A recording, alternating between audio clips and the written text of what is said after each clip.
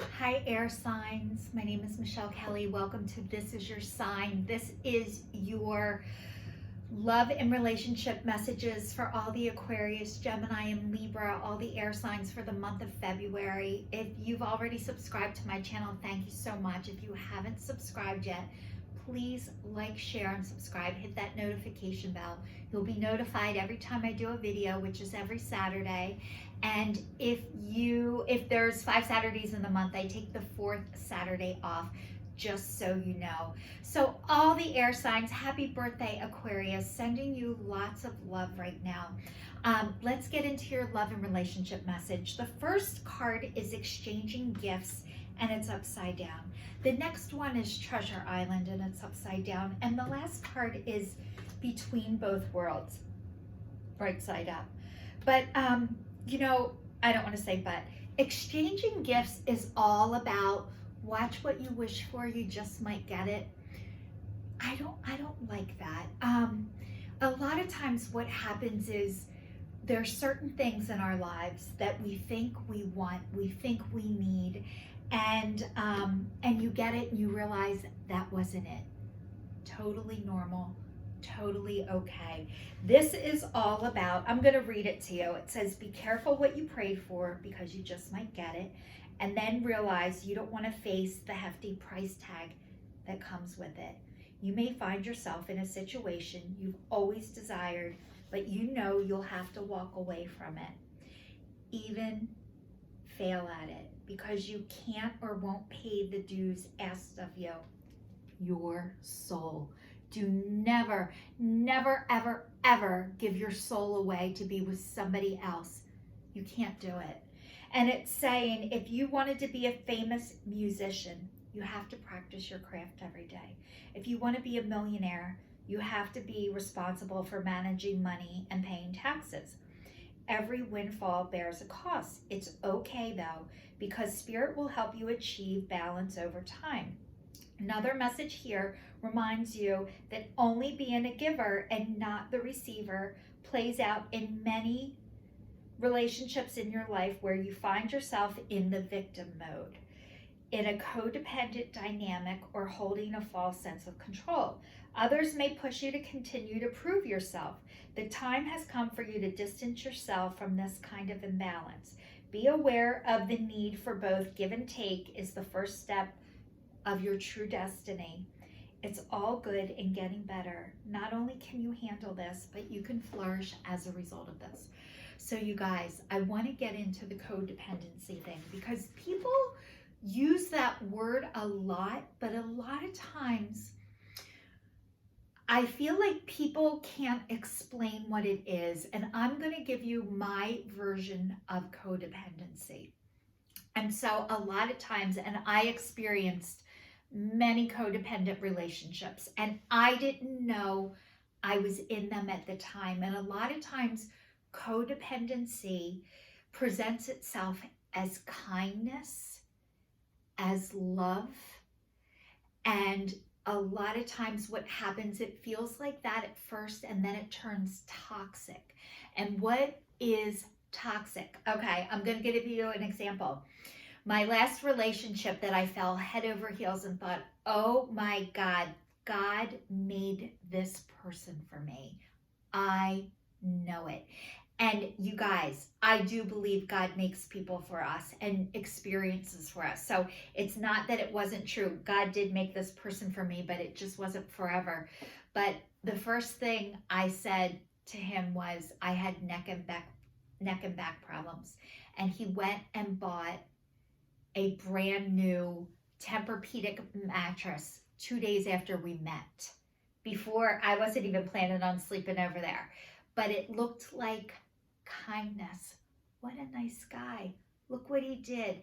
When I sleep there one day, he's going to get the best mattress for somebody with neck and back problems.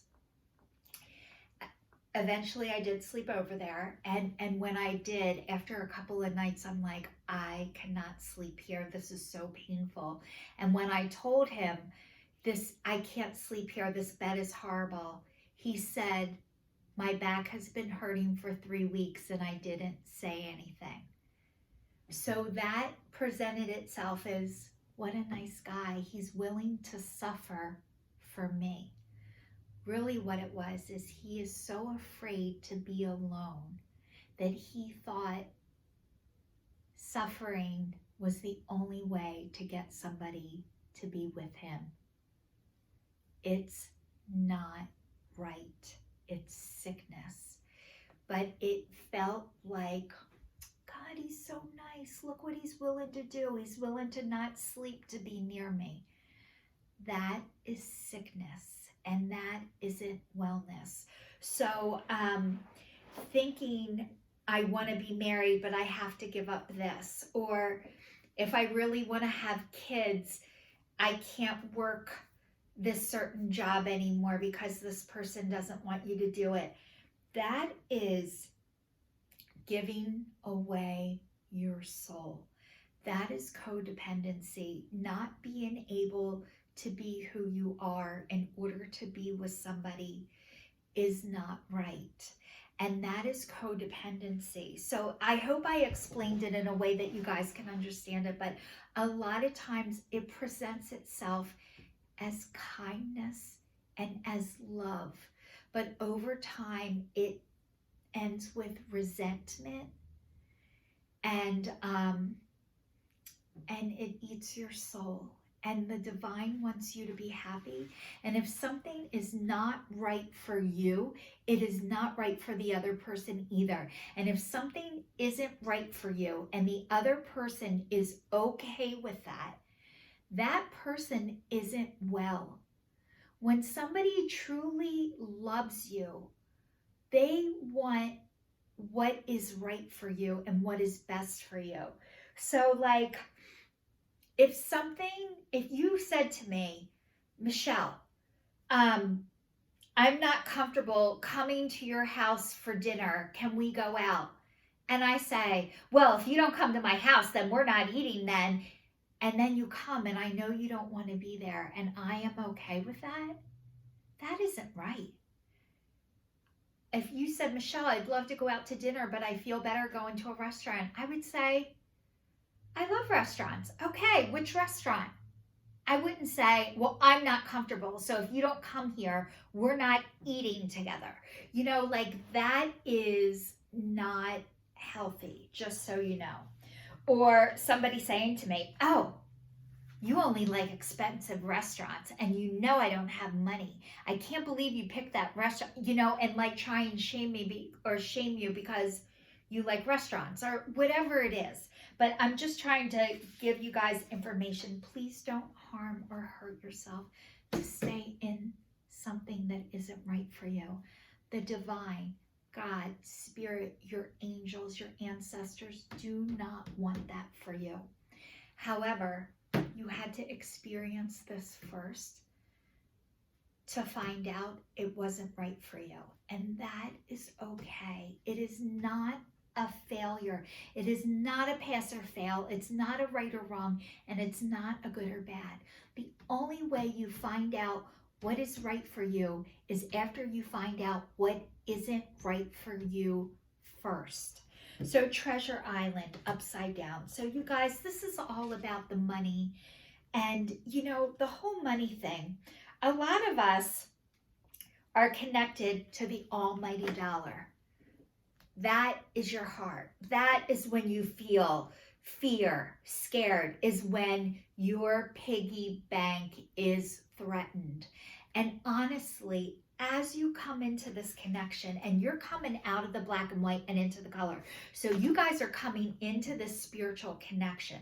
But before you get connected to the spiritual connection, our first connection is the almighty dollar. And let me tell you what, that is what makes your heart pain. But as you are getting connected to yourself, that is going to hurt less. That fear is going to be removed because the dollar can't fix this. It can't fix what's not. If there's a hole in your soul, dollar bills don't fill that up, by the way. Even though we're in a world that keeps telling you, yes, it does. It's bull to the shit, by the way. So it's saying poverty consciousness. and a sense of not enough cast a shadow on your path. These ideas and core beliefs come with a high cost. Do you really want to proclaim yourself as a victim of disappointment and failed expectations? Are you avoiding success because you'll grow so tall that others will want to cut you down? You know the whole success thing. You're only deep to the shallow, and you're only tall to the short. And there's no, I don't want to compare that because, you know, the tall and the short and the right or the wrong and the good and bad. But this is saying about the victim thing. And we're going to get into the victim thing in a minute. I'm going to get into that with you guys. But it says, are you avoiding success because you'll grow so tall that others will want to cut you down? What other people think of you, none of your business. It is not your job, and you can't control it anyway. And it is exhausting trying to. So, or is it impossible that you're caught in fear that you will lose what you have acquired, that you hold on so tight that you miss the opportunity to expand?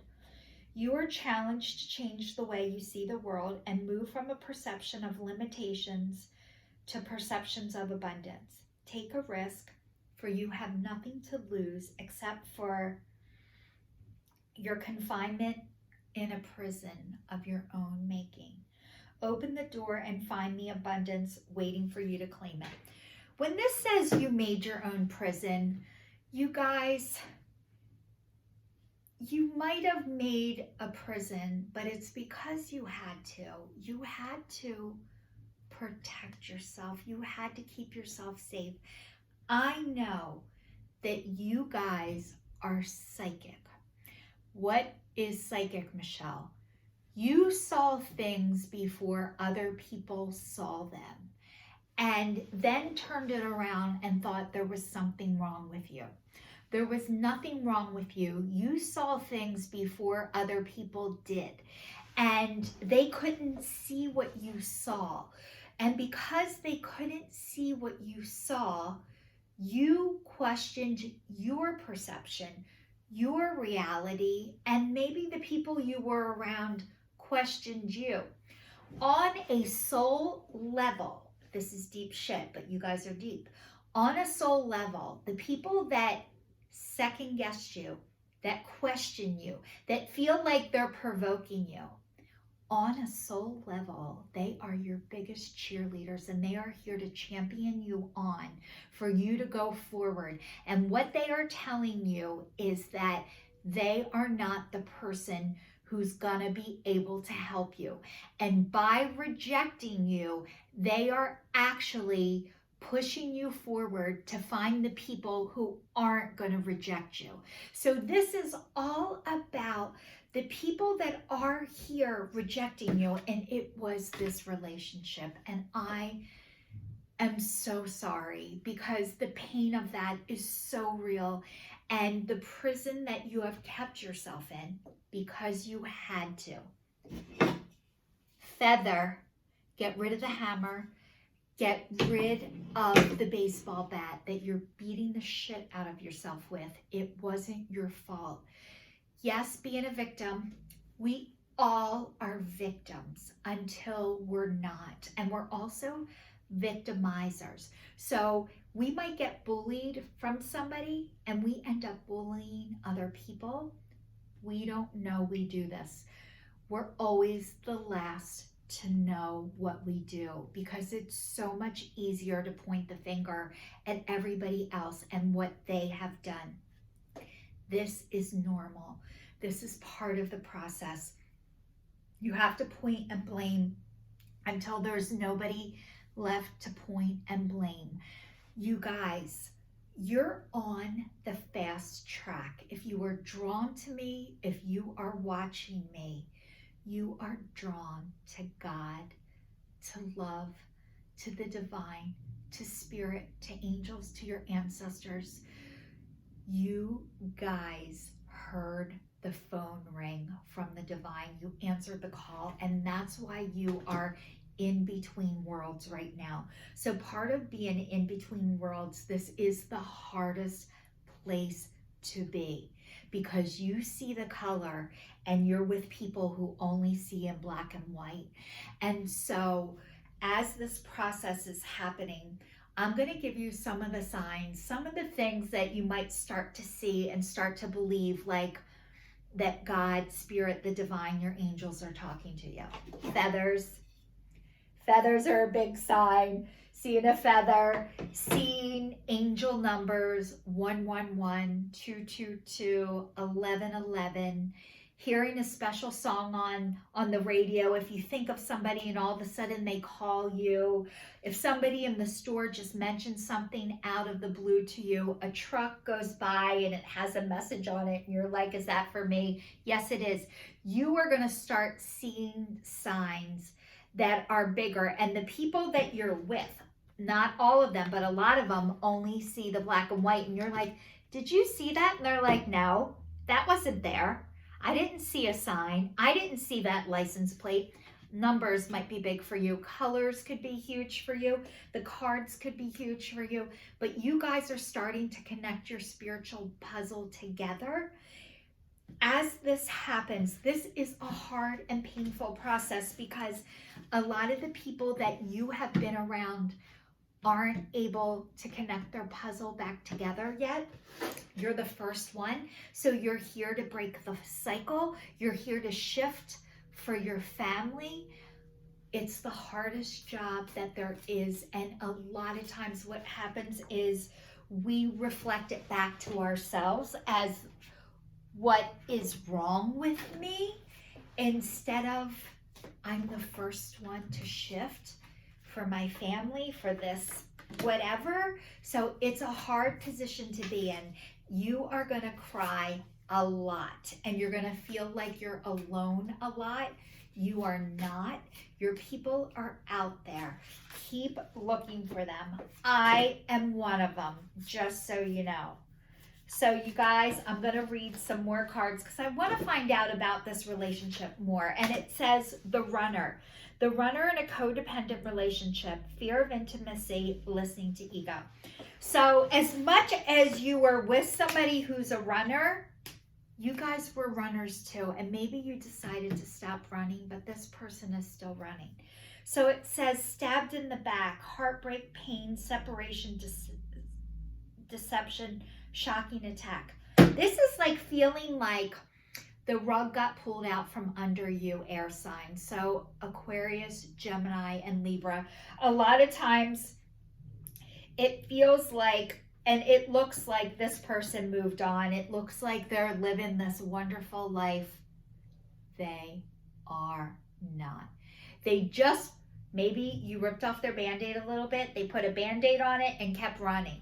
So you guys weren't able to keep running. This, you really felt this. Like this ripped your Band-Aid off to the point that you couldn't find one big enough to put it back on.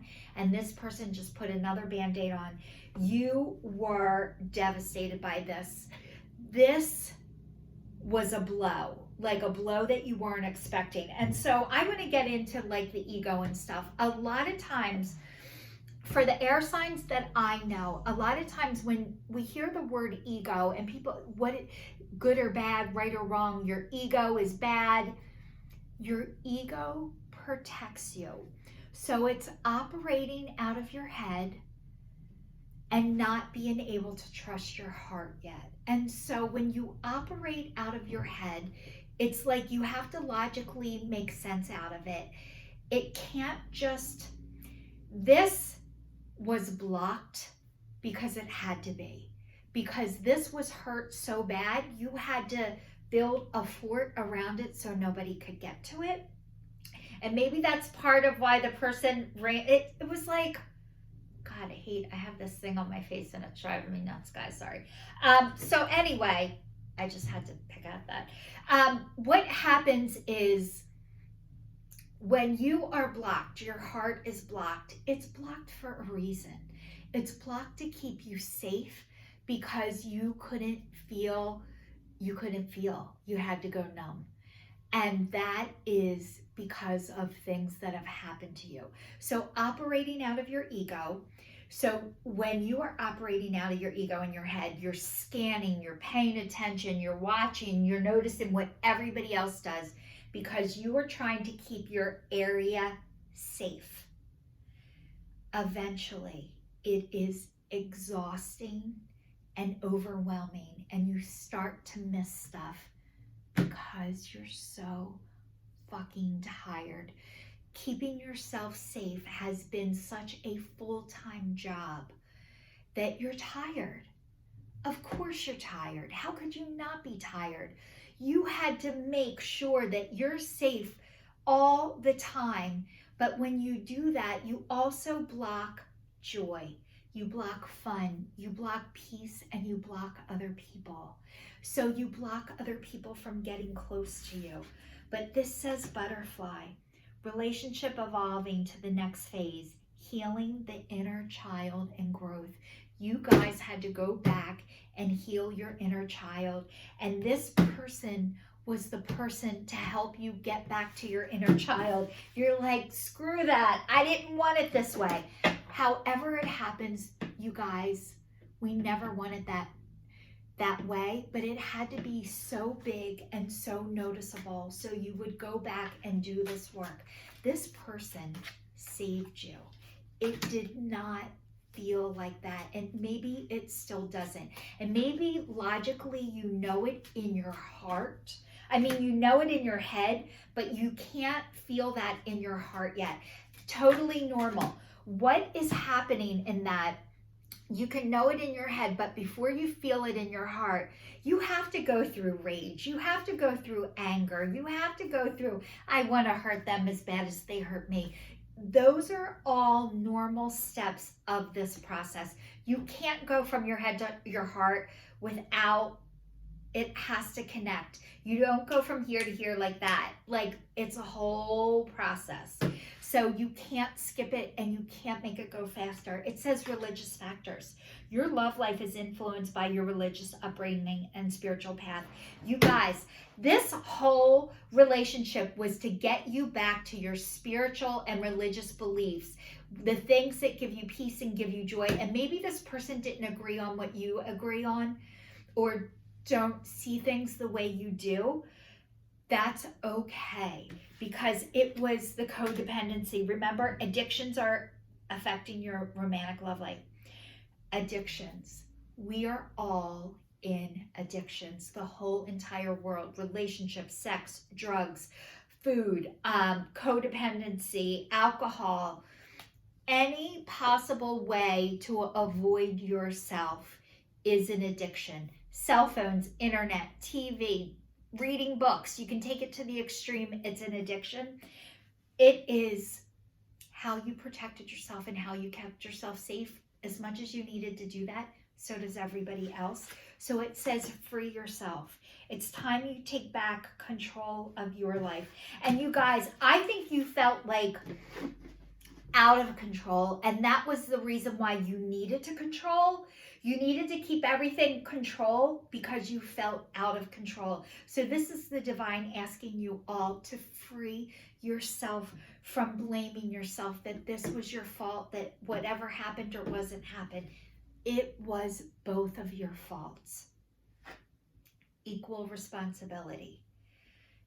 This is your sign, signing off for the month of February, sending you lots of love, all the air signs. Thank you.